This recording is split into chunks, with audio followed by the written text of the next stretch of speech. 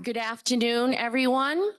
My name is Beatriz Cantada. I'm the Director of Engagement in the Institute Community Equity Office, also called ICEO. So welcome. Before we begin, there are a few members of the community that I want to acknowledge to make this event possible.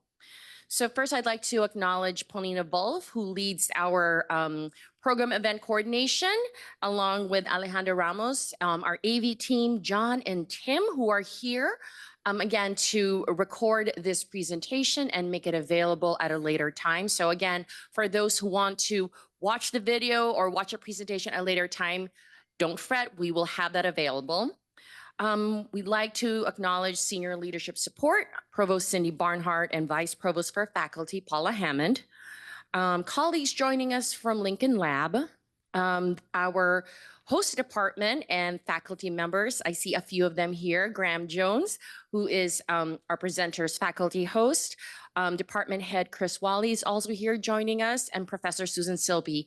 So thank you for joining us, and other members of anthropology department who are joining us virtually and in person.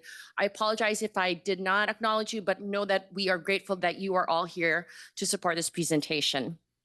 We also have our current MLK Scholars cohort who are joining us virtually, Meleka Mogosi, Leslie Jonas, Justin Wilkerson, and I think that's it for our current cohort. Note, we will be recording this session. Friendly reminder, please stay muted during the presentation. Live captioning is available. We also have QR codes here in the space and will be dropped in the chat. Again, an opportunity for you to give us feedback so we can improve the program. Subscribe to our newsletter, ico.mit.edu, if you'd like to hear more about our events and future presentations. Of note, Christine's our presenter. This is the last presentation for the academic year. We will resume again in the fall. About our presenter. Christine Taylor-Butler is a writer and community activist focused on equity and literacy for urban and rural children, especially those from marginalized backgrounds. An engineer by training, she has authored more than 95 books for children, including her STEM-based speculative series, the Lost Tribe series. Christine earned degrees in both civil engineering and art and design from MIT. She served on MIT's Educational Council for more than 30 years, earning the George B. Morgan Award for Sustained Excellence. Without further ado, join me in welcoming Christine.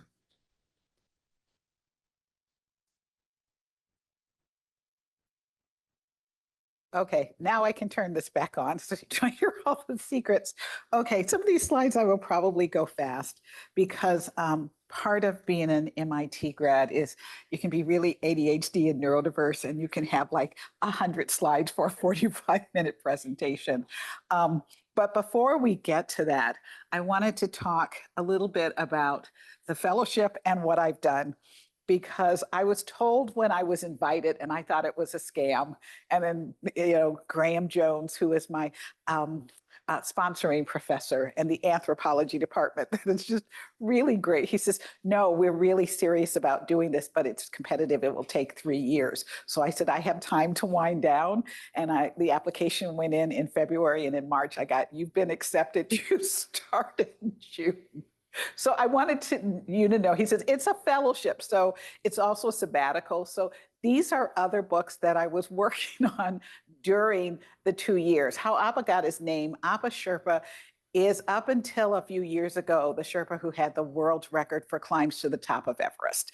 And they now live in Utah. I think his wife made him move because the more you climb, the more you risk not ever coming back. He's even done 2 climbs in the same day. They're very fast, and they can do it much faster because of their biology and their metabolism. So he needed a book for when he was going out and speaking. And so the fellowship helped me pay for a manufacturing rep and a book designer. And so we put this book together based on how he ended up getting his name. And then I paid personally for the printing so that it was a donation to a nonprofit foundation. I have a book coming out on moon shapes. And I said, good, when's it coming out? They said, there's an educational component, so not till 2026. I did a project for another publisher with NASA, which I'm told is now under non-disclosure, so I can't tell you what it was. It will be out in 2026. I am writing a single character in a shared world universe where I am writing the kid. And so it's a shared world where there's a reality and an alternate reality. He starts to realize when he's in this space, he can see things adults can't see. But there are multiple authors writing a specific character. I have the kid. I wrote a blurb for MIT's The Curie Project, which is about a secret society of kids who are in a high school, and their club is based on Marie Curie, but they're actually solving mysteries and crime. And then Tribes 4, which is supposed to be the major thing, is still in process. And I will get to why it is still in process. But here's all the other stuff I've been doing during the fellowship. And I put Kids Children's Festival ×3, but a lot of these I've done more than once during this period. And so I told my husband, I'm exhausted. And I said, but I don't think I'm getting a lot done. And then I started making a list of all the things that I do. So for instance, Dragon Con Diversity Track is the most fun that you can have with 80,000 of your best friends. Diversity Track, all the tracks have the same room in a hotel. It's 5 hotels, it's merchandise mart, but Diversity Track is very diverse. So it's not about, is it black or white? It's about, are you neurodiverse? Are you not? I was sitting next to a guy who's now a friend who's in the military who says people who don't function certain ways tend to be really good at breaking codes. And so I do Diversity Track. I have sat with astronauts. I have been moderating panels with Peter Biggles. So I'm not going to attend. I'm actually going to work at a lot of these functions. Okay, but having said that, I used to be an engineer and I used to make a lot more money than I do as a children's author. But I was also interviewing and I was getting 12th grade students who were really excited about coming to MIT and they weren't going to get in because they didn't have the right reading scores or they didn't have the right math scores. But I started doing some research and I will tell you that I went to Graham presentation at Harvard yesterday, and he put up this quote, and I said, oh, I'm stealing that for my presentation tomorrow. So this is David Brooks, who's at New York Times. As the percentage of 4th graders who score below basic reading skills on the National Assessment of Educational Progress Test is the highest in 20 years. So I've been writing for 25 years, and it was low when I started writing. It's the highest. 4th graders scoring below basic, 40%. This is from April 17th. 8th graders scoring below basic, 33%. Kids who read for fun every day, 14%. So when I was interviewing for MIT, one of the first questions I would ask is, what book are you reading that was not given to you by a librarian, teacher, or another adult? Because I wanted to look for those kids who are reading independently, because part of going to college or any other school is it's not just what's taught in class, but it's going out and finding what else there is to know about that subject. And the people who are choosing to read a book versus being told to read a book tend to be the most proactive. This is from the same as the first quote, a 4th grader, sorry about my spelling, who is below basic, cannot grasp the sequence of events in a story. I was doing this slide this morning. An 8th grader, also misspelled, can't grasp the main idea of an essay or identify the different sides of a debate. If we had more time, I would go change the slide right now. But that's important. Think about it. An 8th grader cannot grasp the main idea of an essay or identify the different sides of a debate. And while I will not get political, because this is not about the current political environment, we have a lot of people who have been starving off different populations from getting access to really good education, because what we end up doing, my husband had a coworker said, is we are training low-paid workers.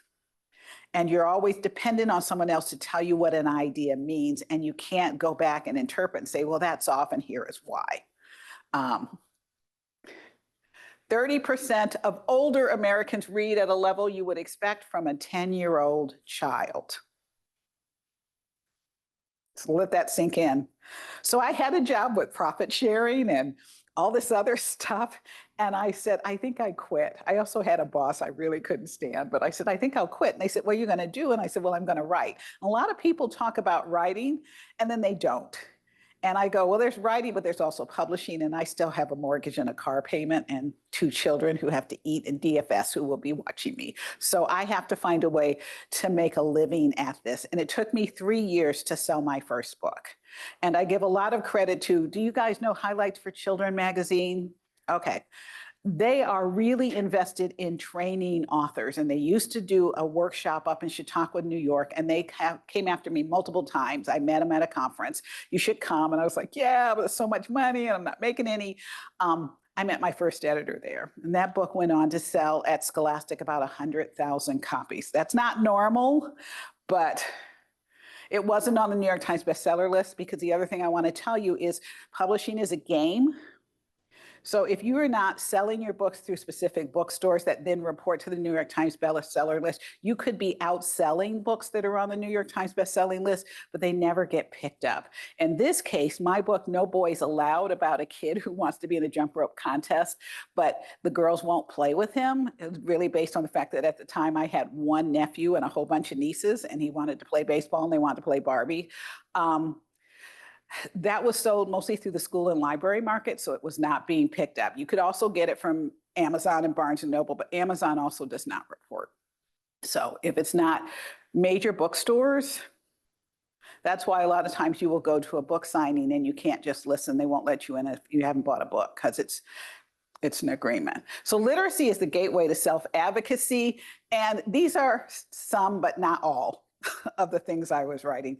I pulled them off my old website, which is now on Internet Archive. So you could just get a general trend that I had an editor who happens to be my editor on Tribes, who was working at Scholastic at the time. And she said, but you've got that MIT degree, so don't you want to write nonfiction? And I was like, well, no, because, you know, that's like doing homework. It has to be correct.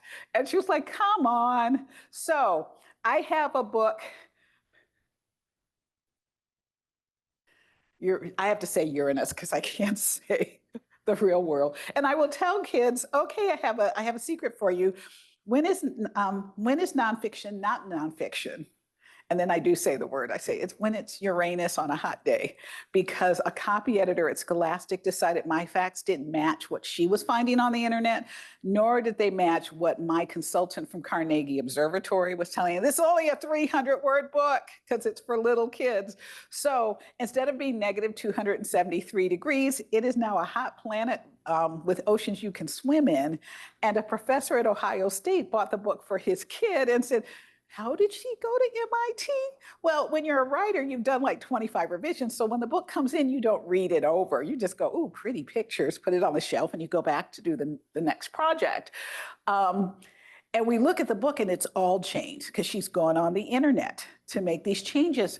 So Scholastic had to pull not only that book, but all of the planet books they had done. Plus we had Sun, Moon, Comets. I have a friend who wrote some of the other books. They had to pull them out of distribution in Canada and in the United States. Because I now tell kids, if you're like my kids and you wait till the night before a project's due and that's the book you're using, you get an A or an F on the paper, and they go, oh, F. I said, that's why your teachers tell you use more than one. And if they don't agree, figure out why they don't agree. Okay. Also, I wanted to make a quick note about Oasis. I do work 2 ways. I do royalty work, but a lot of my other work is work for hire, meaning I get a flat fee and then I'm done, because when it's time to rewrite it, they're going to produce another book. And so if you're paid well enough, you don't care. The majority of authors who are writing royalty paying books do not earn out their advance. So I tell people who are writing for publishing that yes, people will point you to X author, but a lot of times publishers will put out 12 books and they'll market 2 of them. And the other 10, it's sink or swim. So I always say, get as much money as you can on the front end. And someone walked out of my meeting and I said, this is how much I made total. And then they walked back in. I said, so just make sure you get paid fairly. Okay. So this is the book I always wanted to write. The problem was when I got started 25 years ago, publishing was still very racist. And so you couldn't find Asian books, you couldn't find Mexican books, you couldn't find Black books. unless they were written by someone who was white. So there were a lot of people who were getting awards and getting, and I would read the book and go, well, okay, I know Black people sound different. I don't sound like my cousin who grew up in Compton, but there's still some things that are that you just, And also, let's face it, I love watermelon and I love fried chicken. Don't put it in a book because it's a racist trope, even though I really, really like it, right? This is the book I always wanted. I could not sell it. And at one point, I had an agent who said, Random House really loves this book. They're really excited about it. And I would like to meet you. And I said, oh, there's a conference in Cleveland. I'll go fly up on my daughter's birthday. And the minute I shook that person's hand, I knew the book was dead.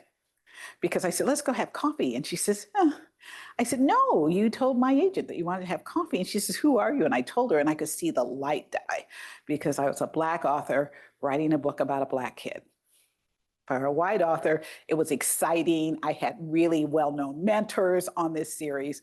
And so, I kept writing and I kept thinking about it. And finally, my editor at Scholastic quit and she says, I want that book. And I said, you can't afford that book. And she says, give me the book. And she has done a beautiful job with it because what I wanted to do was write something Harry Potter-ish, meaning about the same length with post-high school language. And I wanted to write a book that adults would appreciate on a different level than the kids, but that I was putting in language and not dumbing it down.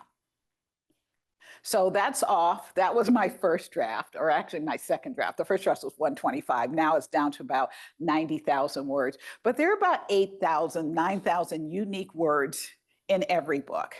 And for those of you who were wondering, I write in Scrivener, so I can ask it to go back and analyze what it is I've written. Okay. So I just said, let me look at chapter 1. There are 774 words. And I said, let me take out A and the and, the really, really simple words. Let me get to the words that might be a little harder. And can I start creating a follow me page on my website where I say for every chapter, here are the words you're going to encounter. If you're not sure, I'm going to give you the definitions of those words. So I have to do that for 50 chapters and some of the words will be the same, but that's okay. Because there's a lot of words, but I said, let me pull out the ones that are going to give kids. So that's just half. I got to the L's and I said, I'm not going to do another slide on that. But I'm also big on cliffhangers. Has anybody watched Paradise on Hulu? Oh, what's wrong with you?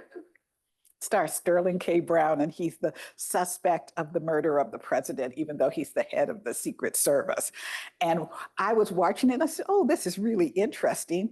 I might watch the next one. Then I got to the end of the show and it was a big cliffhanger, like big so much that a deleted expletive came out of my mouth and I had to back up. I was like, oh, that's how I write my books. In the first book, I put in codes. Actually, I was trying to figure out what to do for this first book. And then I started looking at hieroglyphics and I said, what if this kid is given a challenge that I know he can't solve because he's lazy? He's like a C student. So I'm going to give him a code and you can't even get into the game without solving the password and he can't solve it. And his sister solves hers. And he sends it to the girl across the street. She solves it. And she says, I'm not telling you the answer. It's really easy, but he can't get it until he gets to the end of the chapter. And it's like, ha, I got it. This is going to be easy. And a teacher sent me this. I had one funny story about a boy in my room that was totally into ancient symbols and codes. And I thought he might like your book. And I looked over and saw him just copying them all. I wanted a book that kids would tell me, where's the next one? Not a teacher saying, hey, you should get the next one. So that's what I start with. And I won't tell you what the answer is. I do have 10 books. I don't have enough for everybody because I didn't think a lot of people were going to come. But if you would like to read the first book, I did bring 10 copies. He also is using math to figure out how many possible combinations of words there could be, including nonsense words, because his mother had also taught him to use the same technique to figure out why you cannot win the lottery.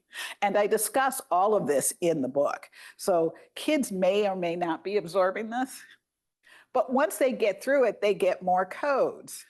He can't figure it out. He's playing with the girl across the street and she can't figure it out. So they get the kid next door and he says, those look like locations. Now, you could just put those locations in the internet, find out where they go, but no, these are like young kids. But those locations, once they figure out there's a decoder they can create, it's a pig pen code, figures out that it's taking them to world locations. And the reason why is I didn't start going places until I was older. I went to boarding school, don't judge. I was from Cleveland and they came in every year to pick their one token kid. And I apparently was that one token kid that one year, and I didn't realize they were conspiring with my mother. So I ended up going to Exeter for high school.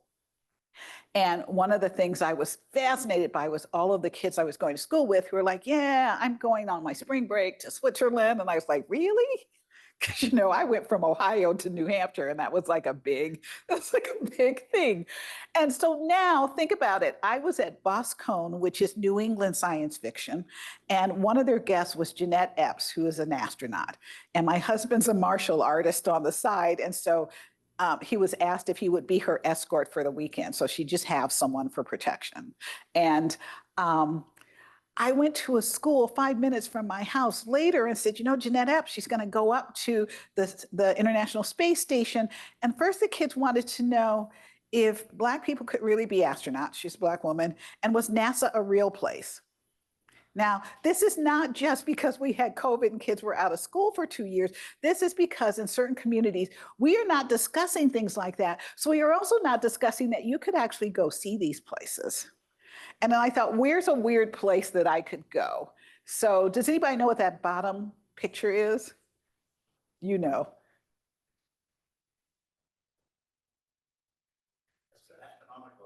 Yes, do you know what it's called? No, this one, I'm pretty sure this is Arecibo, is in Puerto Rico. And the problem with trying to use real things in a book is like, at one point I was using the Hubble telescope and NASA was like, we might shut that down. I was like, no, no, because I'm using the book.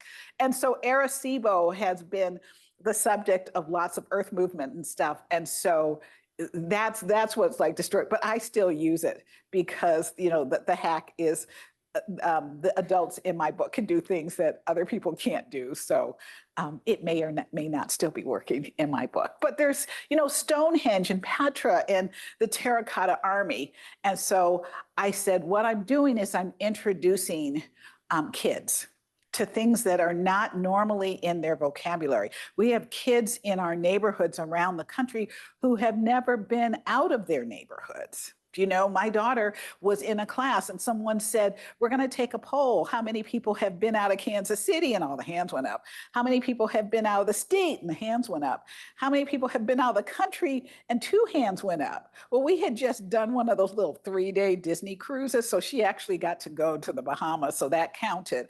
And another kid says, I went to Iowa. And my daughter says, I need out of here. So this is the hack in the second book. In the previous one, let's see, notice I'm using north, south, east, west. One of these codes is actually the code for the Smithsonian, because the kids are told that there's something they want, which is this old Mac computer. And the guy says, hey, you get me the Hope Diamond, you can have this old Mac computer. And the kid goes, how am I supposed to get that? So they're plotting and scheming. And we all know, because we're adults, that you cannot steal the Hope Diamond. But the Smithsonian actually puts its GPS location on its website. But what I figured out is they're plus and minus signs. If you change the plus and minus sign, you end up somewhere else in the world. So one kid stays behind. Hold on, I can't talk to you right now. One kid stays behind while the other ones are going to go to the Smithsonian, and she dials the first one. And they end up in this rocky plain. And there actually is a site that will tell me where they went, so then I can go on a Google Earth and look at it, and they're in Tajikistan. And they're like, this didn't work. And she's, no, wait, I got it, I'm gonna fix it. So she puts in the second code and they end up in the ocean off the coast of Peru. And they said, that's it, we're done. Because you can't really steal the Hope Diamond anyway. But she's, no, I got it.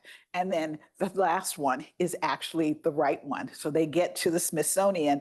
They make the same mistake I made. I was looking at the Hope Diamond exhibit in virtual reality, which has no people in it. So I'm writing about how they're going to go and they've got all this technology and they're going to get this diamond. Then I went to Washington and I called the editor, said, hold that, because I'm here and there's several hundred people in this room looking at this Hope Diamond. So I had to change. Okay, so this is a quick video.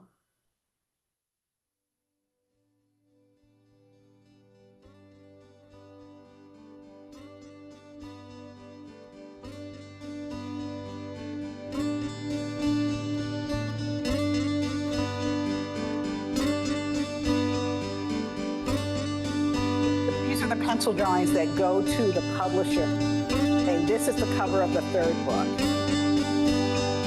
And she couldn't figure out why it took him so long, so he made her a video of how these work.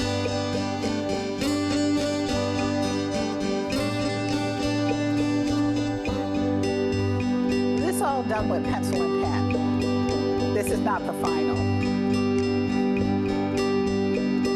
Board is when you have a black coating on a white board, so he is removing the black with a scalpel. So you look at it, you think he drew it, he didn't.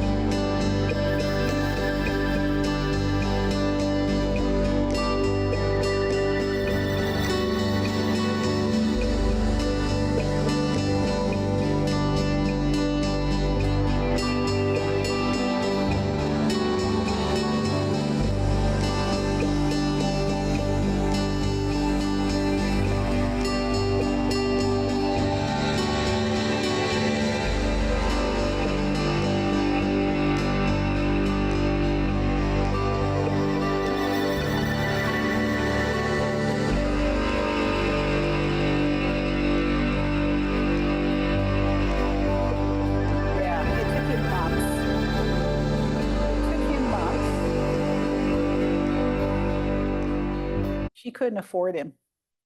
And the book designer said, no, he's really good. So we're going to do a black and white cover for the first book, which is this one. And he said, send me the manuscript. And after he read the manuscript, he says, I'm all in, full color, front, side, and back, same price. And I love this cover. Then he did the second cover.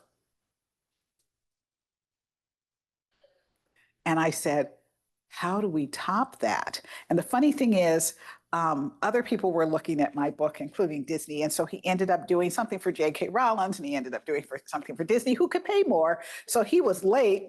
So the book designer took other things he was doing and did the inside of the jacket. And I told the publisher, did you remember to tell libraries? And she said, no, why? I said, because they put like coverings over their books, which means nobody's going to see the issues. Oh.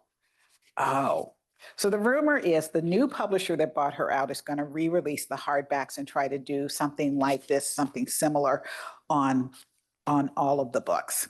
We will see if that really happens. But this is that cover that you just saw. And when I'm at LitFest, people will go, that's Patrick Aerosmith. And I've never met him. I did talk to him once because I wanted to get that video. But there's a firewall between authors and illustrators. So even in picture books, more times than not, you will not meet your illustrator. You may get an option to say, here are the illustrators, which one do you like? But they're wanting to bring their own interpretation to what you wrote. So you don't get to talk to them. You don't get to say, I thought about. Sometimes one will call or email and say, what do you think? But in general, it's because a lot of people have their own ideas about what they want their illustrator to do, and that's not what illustrators do. And I will say that my second book came out, and it was about a contrast between a mother and daughter, and I just saw them playing chess at the end, but the illustrator had them both in a cap and gown, which just totally transformed the meaning of the book. So why is that important? It's because in the first book, there's a character. Patrick designed the character because he asked the publisher, is she really picky on what this thing is? And I said, well, he's a boy. What does he think this thing is? This is what he designed. This is now the fan favorite. So I have to make sure this character is around twice a bit.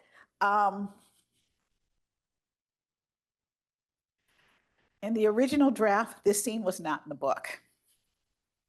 Amazingly, it was in my head somewhere, but it was not in the book. So when I get this cover, I'm like, that's not in the book. And my editor says, yeah, but you got exploding volcanoes. It's okay. I said, it's not okay. It's just not okay.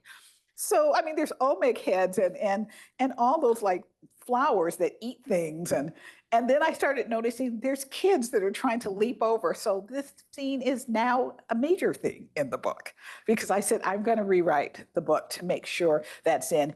It made the book better because you think about things as an author, but you've got deadlines and you're trying to get a bunch of stuff done.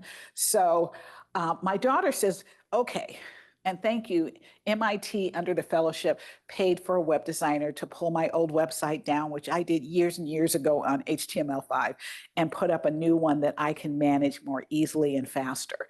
And so we are going to come on the journey with us where we will add the photos and information and vocabulary and locations. So for those who just want to read the series, it's a fun series. For those who want to go, I wonder if that exists, I will say the visiting delegation from Atlantis that runs and looks like seaweed was actually discovered by a woman at UC Berkeley, and she put up a 30-second video, and my editor says, what is this? And I sent her the video, and she says, I've watched this thing for half an hour now. It's just, this was me coming up with a contest for school kids. So the bigger kids are mine. But this was a fourth grade class in a rural environment, and it turned out they were an hour from my house. So I said, I'm going to send my kids down with autographed books, you know, because the teacher said, just send them, I'll take them to all the kids. And I said, no. And so every day was different. You know, this is going to get me in trouble, said Ben. I ate some pie. And I had a lot of teachers say, because his mother is vegetarian. So there's always kind of like a laugh, and there's always like when you're doing the word search, and once you get through it, you know, I want to make clear Antarctica is not owned by any one country. So there's always something at the end. But she said, you know, we had such a great time not teaching to the test. Okay, so I love this quote. As great scientists have said, and as all children know, it is above all by the imagination that we achieve perception and compassion and hope, right? So think about it. You carry one of those in your pocket now, but that was science fiction back then. I remember Robbie the robot. I don't necessarily want to know there's a guy in a robot suit, but now we have robots. So a lot of things people are envisioning happen because someone had some crazy idea and wrote a science fiction book about it. So that's what we're really trying to do, is get people excited. And even when I'm showing kids ordinary things, like water is sticky, they don't get it. So I push them to learn how to float paper clips in water. And then I can explain water tension. And I sometimes had NASA Skyping in behind me. Well, now it's Zoom, but because there are questions NASA can answer that I can't if I'm talking about space. But at one point, I started getting all of these things from schools where the kids were going to class and then experimenting. And one teacher said, you did a magnet experiment. And then we went to class and I had something I needed to be teaching, but they all ran and started pulling the magnets out. I said, is that a bad thing? Because then I'll ask, somebody grew up playing with magnets and then invented what? And I kind of get them to maglev trains and how fast they can go. And then there's all kinds of videos and diagrams that go with it. Okay, so this is, and I did this at the last talk, but that was a year and a half ago, where one kid who was struggling with his meds and not always getting things done, the teacher gave him tribes and the parents reported he was reading at night when he should have been sleeping. He'd wait and then he'd pull out a flashlight. And so she says, well, when you're done, you should write her a book report. And this was it, mind blown, all caps. Where's the next one? She says, she said this be a pretty good book for me, but no, it was an excellent book for me by, if you're wondering, Mikhail Jones. So school was over, but I had the ARCs because 6 months before a book comes out, you have to create advanced reader copies to go to the reviewers, and I had some. So I snuck one to him while his class was in session. So I said, you are the first kid in the United States to see the second book. And also, one of the reasons why it was impossible to get bigger publishers to pick up tribes is because they didn't believe white kids would read a book. So I did something that makes other kids, other Black authors angry. I tell you the background of all of the kids except for the main character. And if you're paying attention, it's pretty obvious they're Black. They talk trash at the table, but I guess a lot of families talk trash at the dinner table. But I wait until we get to a scene, probably about 280, where they have to go through a Black portal. And he tells his friend from Guatemala, you like all that explore stuff, you go. And the friend goes, you know why there is no Latino captains on Star Trek? It's because they wear red shirts and they go down on the landing party and they get killed off on the landing party. Why don't you go? And then my character says, why do you ask that? The token Black character always gets killed off in a movie. And I had a white bookstore owner say, wait, Ben is Black? He says, then I went back and read it. And he says, you left everything else in place. I said, yes. She needed people to see this as a book for kids, not a Black book for Black kids. So half my reading audience right now is adults. I know, because I'm getting threats about the last book being delayed. And then a group of middle-aged and older women at an African-centered school read the book and then put together, without any help from me, things going on all through the classroom for an after-school program. So there's science and making electricity, and the mom's like really big into healthy smoothies. And so they have a room where they brought in fresh fruit and they're talking about smoothies. And it was packed, it was packed. Okay, transfixed. If you may have heard me say transfixed before, I had a teacher call me up and say, you need to stop writing your kids' homework. And I said, why do you think that? And she said, well, because your daughter wrote this thing where the man stood there transfixed and she can barely spell. And I was like, yeah, I know, my kid can't spell, but my kid has a post-high school vocabulary. And I said, Olivia, well, this was 4th grade. Did you write that? She says, yeah. I said, do you know what transfix means? She says, don't you? It meant he was riveted, Mom. And I told the teacher, you have other kids in your class like that. Stop assuming that kids in your class are stupid, which is why I go back to my list. And I don't have the video this time, but like I said, we had a librarian report that she had a 4th grader who doubled his reading score reading the first 2 books over the course of the semester. And so, of course, I have a scene where Ben still doesn't know what kind of a guy his uncle is, and his uncle's given him this challenge and he's really way behind on the game. So I put transfixed in the scene and I put it in context. He stood there transfixed, his eyes locked on the ball. Every kid knows what that means, right? Because at some point they're going to get to the SATs and ACTs, and I want them to have been exposed to this stuff. Okay, I am not going to play that video, sorry, but I do have an entry video because I got accused at one point by a Native American woman of writing a book about Native Americans. This book is about a Black kid who does not know his parents are lying about their identity. In fact, all the parents on the cul-de-sac are lying about their identities. And I just tell you up front, if you're paying attention. So I had to put a video out saying, here, meet the kids. So if there's time later, I will play that. Okay. The only thing that makes life possible is permanent, intolerable uncertainty and not knowing what's coming next. That's what makes things exciting for me. It may be different for different people, but I love, it's like Watching Paradise, which is more of an adult show, but it has teens in it. It's going, wow, huh, okay, I'm just going to read one more chapter. And then you get to the end of that chapter and go, just one more chapter. I also put this in because I met Norton Jester, who has an architecture background like mine. And so we were sitting together and he says, oh, and it was great. You have to learn more by being wrong for the right reasons than you do by being right for the wrong reasons. And I try to tell that to students who want to go to MIT or any other school. It is not about going and finding the right answer. It's going and looking at the wrong answers and going, how can I make this better? So what's up next for me? I have promised that I am going to come back on my own dime and teach classes during IAP. And I'm going to do them at night so that people can, so we can discuss publishing or just writing, because there's two things that are going on. There's writing, there's publishing, they're two different things.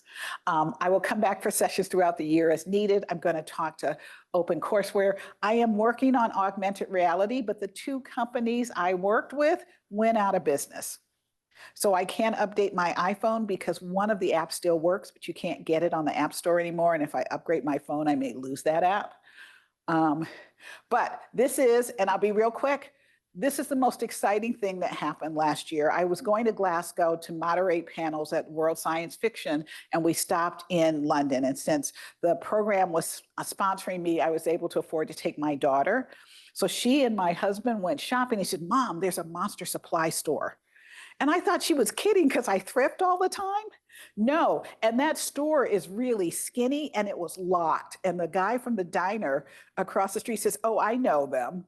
And so he dings and she says, we can't let you in the back because we're having a Zoom meeting, but you can kind of wander the store a little bit. And she gives my daughter a jar of Banshee balls, right? It's all candy. They have signs saying we no longer take humans for payment. What's behind that door? Is the children's literature class. So they're teaching kids how to write stories and write books. And so she says, we're based on the one in the United States. I said, what one in the United States? Turns out, so that's Hoxton Monster Supply Shop in London, England, 826 Valencia. Has 9 to 10 chapters in the United States, and every one of them is based on a different theme. So some people have stores, some people don't. I met the people who are running this at NCTE when I was in Boston last year, and she said, the store location we wanted required retail, so we made a pirate store. And then that's where we teach the class. But there's Woodland Creatures, a spooky store in New England. There is even one in Boston, based in the Greater Boston Bigfoot Research Institute. And some of them have a special one, a subset that focuses strictly on African-American kids who are really much lower than they should be. So I'm going to at some point explore, can I do something very similar in the Kansas City area? But this is the one in Brooklyn. It's the superhero supply store where you can get, you know, things for X-ray vision and speed of light. But this is how they fund, you know, their stuff. And there's, I want to say, that the one is, no, Boston is the Bigfoot one. So I didn't find the Boston one online. So that's the pirate store at the top. And there's a Woodland Creatures. And I think that one's in Minneapolis, but don't quote. Oh, yes, it is in Minneapolis. So that's me. And I have to tell you, if it were not for anthropology, I wouldn't be here doing this. I've had some very strange interactions with MIT as an alum, but I still interviewed for 30 years. But I hadn't been back in a while. And I was thinking about quitting because writing's amazing. Publishing is like Hunger Games meets Lord of the Flies. And you reach a stage where you go, do I want to keep doing this? Do I want to focus on tribes? This gave me so much energy doing this program. But the other thing is, remember I told you that most authors don't earn out their advance. I earn it out on some and not on others, which is why I try to get paid up front. But the way publishing works is it's not J.K. Rowling's. So what this allowed me to do was when people would send me an email, say, hey, you do such amazing work and we would love for you to work on this project and we can pay you $750. I was like, I'm so sorry. I'm busy. I would have said that even if I didn't have the fellowship. But we have a lot of people out there who want to be children's writers, and the pay, even at Scholastic, used to be this, and now it's this, and I've been turning them down. So this gave me the opportunity to do a lot of things that I wanted to do that I wasn't getting paid for. Trust me, I look at the expense reports and go, oh, we're spending a lot of money on these conferences. Because the reality is not just I want to increase literacy for kids, I want to get them excited about things going on in the world in a way that they're discovering it, not someone saying, hey, you need to look at this and then I need a paper tomorrow. So that's my act of civil disobedience is I gave up a really good paying job to be a writer, and I've been doing it for 25 years. Thank you. Thank you. Thank you so much, Christine. So we have time for a few questions. Anything virtually, comments, questions? And how about in person?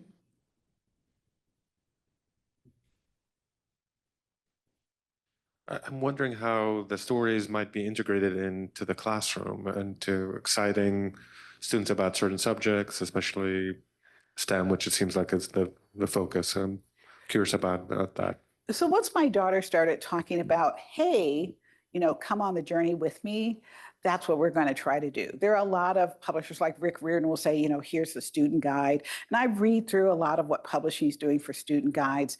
And I'm going, they seem less about exploring how to get kids to explore and more about it's another way to sell the book. And I'm at the stage of my life where I don't really need that anymore. But what I really want them to do is say, you know what, if I took the magnet and could do this, or I went to Europe for world science fiction, it moves around the world every year. And so one year it was in Ireland, and I realized that I was taking that black suitcase and it was full of things that made it look like bomb equipment, because I was going to teach in the children's section, here's how you can use lemons to make clocks run.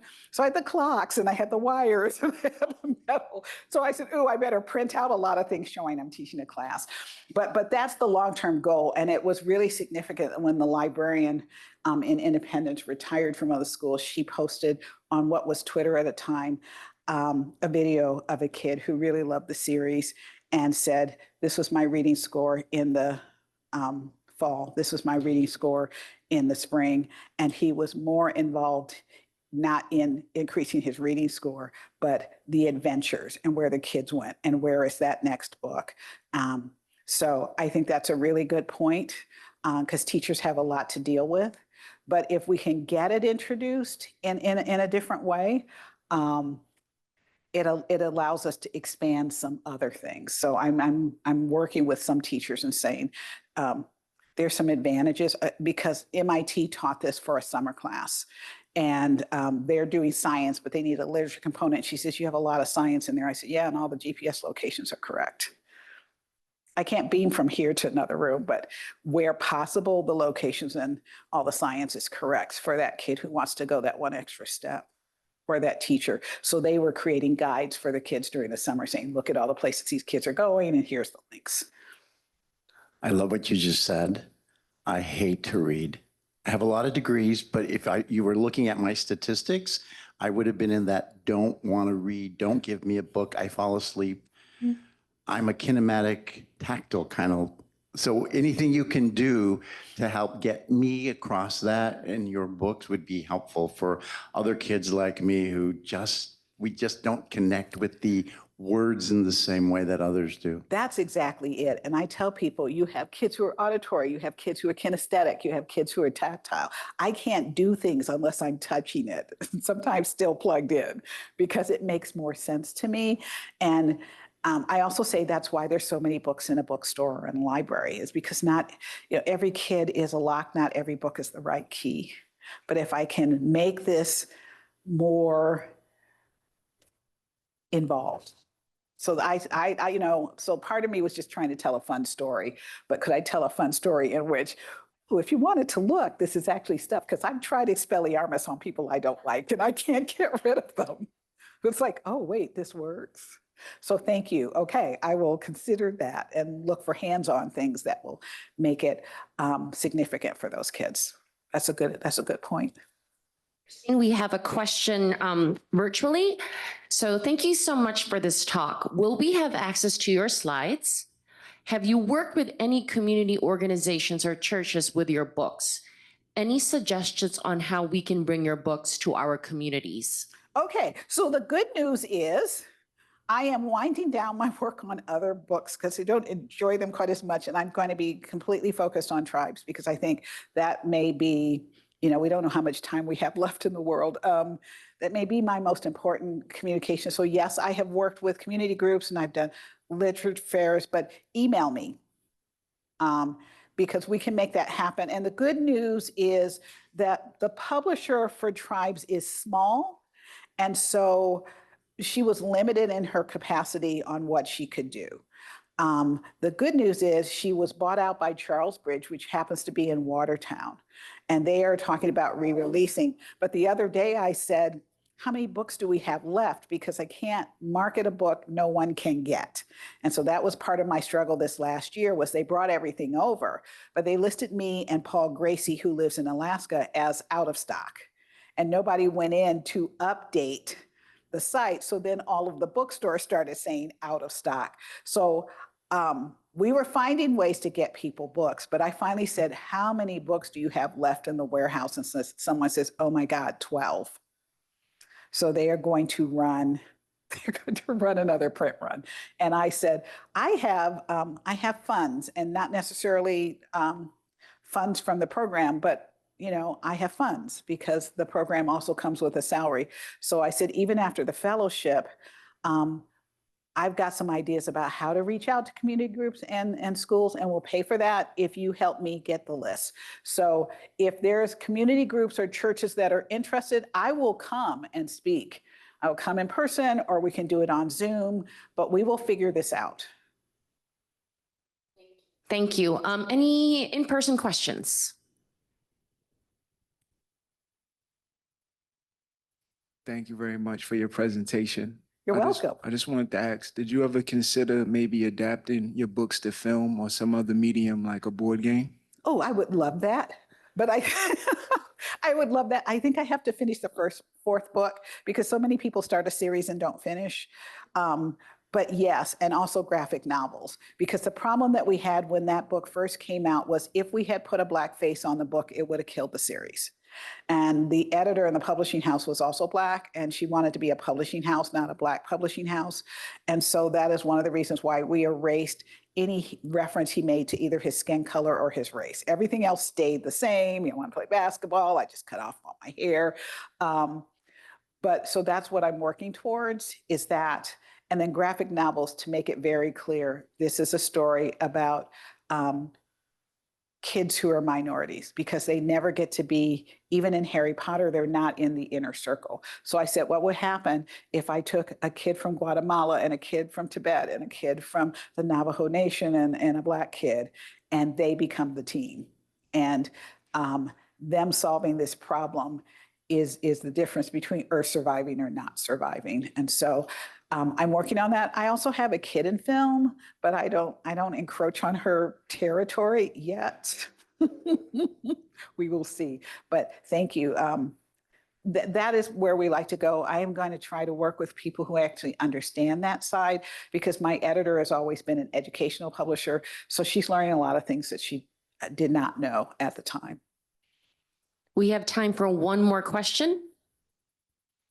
Hi, my question is, I know that you're saying that you really enjoy writing, but when did you decide that that was what you wanted to do versus your profession? What was the catalyst? I wanted to write since I was a kid. So I tell when I go to school visits, I said, oh, I used to lie for a living. Now I get paid for it. I said, I always wanted to write. But when I was growing up, writers were Dr. Seuss and Laura Ingalls Wilder. And writers were not people like me, and they didn't come to schools and talk. And so I try to go to schools and talk. And I will tell you quite honestly, I have a lot of writer friends who go to a lot of school visits because that's how they sell books. But also many writers make more money from the school visits than they were making from selling their books. But I got to the point where I won't say how old I was, but I was working at Hallmark and I was running a $6 million project, and it was coming in early and under budget. But my boss was switched with another person who was our arch enemy. And working for him was like fingernails on a chalkboard. And one day, unbeknownst to him, I actually know the family that owns Hallmark, which is still privately owned. So I went up and talked to the head of the company and I said, let me tell you my perspective on things that you're not getting told. And he says, well, fix it. And I said, I don't know that I want you to fix it because you are making your family's dreams come true. But I don't want my headstone to say best darn Hallmarker we've ever had. And maybe it's time for me to teach my girls, find the thing that you love and go do it. You know, even have to work a job on the side. And so I quit. And they said, no, we'll fix it. And I said, I don't want you to fix it. You know, I'm going to make sure the project is done. And then I quit because it forced me. It took 3 years to get my first book published. And I think I was lucky, you know, but it does not pay like engineering did. It doesn't come with all those wonderful perks. It's the best job I've ever had. Thank you. Thank you, everyone, for joining us this afternoon. What a lovely way to end our program this academic year. Thank you so much, Christine.